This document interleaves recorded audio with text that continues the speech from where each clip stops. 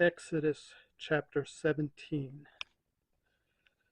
The whole Israelite community set out from the desert of Sin, traveling from place to place as the Lord commanded. They camped at Rephidim, but there was no water for the people to drink. So they quarreled with Moses and said, "Give us water to drink." Moses replied, "Why do you quarrel with me? Why do you put the Lord to the test?" But the people were thirsty for water there, and they grumbled against Moses. They said, "Why did you bring us up out of Egypt to make us and our children and livestock die of thirst?"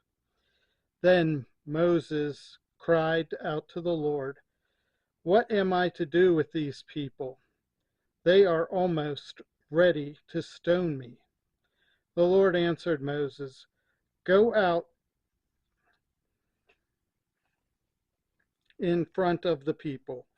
Take with you some of the elders of Israel, and take in your hand the staff with which you struck the Nile, and go. I will stand there before you by the rock at Horeb. Strike the rock, and water will come out of it for the people to drink." So Moses did this in the sight of the elders of Israel, and he called the place Massah and Meribah, because the Israelites quarreled, and because they tested the Lord, saying, "Is the Lord among us?" The Amalekites came and attacked the Israelites at Rephidim. Moses said to Joshua, "Choose some of our men and go out to fight the Amalekites. Tomorrow I will stand on top of the hill with the staff of God in my hands." So Joshua fought the Amalekites as Moses had ordered, and Moses, Aaron, and Hur went to the top of the hill.